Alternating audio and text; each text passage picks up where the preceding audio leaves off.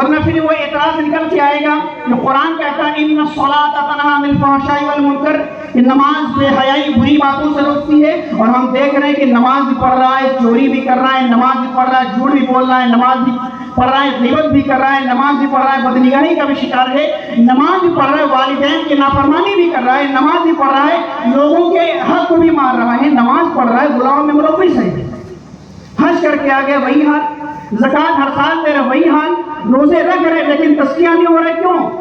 اس لیے کہ ہم نے نماز تو ادا کر لیا، نماز کی روح تک پہنچنے کی کوشش نہیں کی، ہم نے روزہ رکھا، روزے کی روحانیت اور نورانیت سے محروم رہے۔ تو یہ چیزیں ہمیں کیسے ملیں گی؟ بہت آسان لفظوں میں تزکیہ نفس سے۔ تزکیہ نفس سے ہی انسان کے اندر کمال پیدا ہوتا ہے۔ اللہ رب العالمین نے ہمیں جو چیز عطا فرمائی ہے، جیسے ہم اور آپ بیمار ہوتے ہیں تو دو طرح پیشنٹ دو ہوتے ہیں، ایک فزیکلی پیشنٹ، ایک اسپرچولی پیشنٹ۔ ہم جسمانی اعتبار سے بھی بیمار ہوتے ہیں اور روحانی اعتبار سے بھی بیمار ہوتے ہیں۔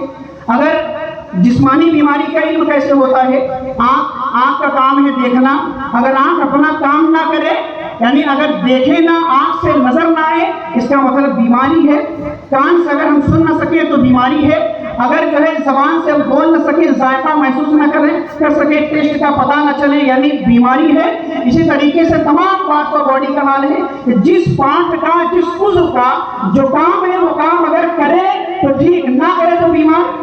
ایسے ہی ہمارا دل ہے، ہمارا دل کس لیے ہے؟ ہمارا دل جو ہے ذکر خدا کے لیے ہے۔ اگر ہمارا دل خدا کے ذکر کی طرف مائل ہو رہا ہے، مسجد میں جا رہے ہیں ہمارا دل لگ رہا ہے، نماز پڑھ رہے ہیں دل لگ رہا ہے، روزے رکھ رہے زندگی سے رکھ رہے ہیں، تو اس کا مطلب ہے کہ دل ٹھیک ہے، لیکن مسجد میں جانے پر بھاگنے کی لگی ہے۔ نماز پڑھیں، جلدی پڑھیں اور جائیں۔ رمضان شریف کا مہینہ ہے، کتنی جلدی گزر جائے اور جو عید ہو جائے، ہمیں جو ہے کھانے پینے کے لیے اسباب اور آسانیاں ہو جائیں۔ اگر ایسے خیالات ہیں، اس کا مطلب ہمارا دل ٹھیک سے کام نہیں کر رہا ہے۔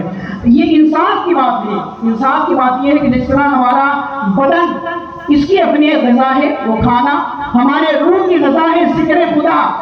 اگر ہم اپنے جسم کو کھانا دیں، اس کی غذا تو دے رہے ہیں، لیکن روح کی غذا نہ دیں، یہ ناانصافی ہے، اور کوئی مسلمان ناانصافی نہیں کر سکتا ہے۔ انصاف یہ ہے اپنے جسم کی غذا ہم کھانے کی شکل میں دیتے ہیں، اپنے روح کی غذا کو ذکر خدا کی شکل میں فراہم کرے۔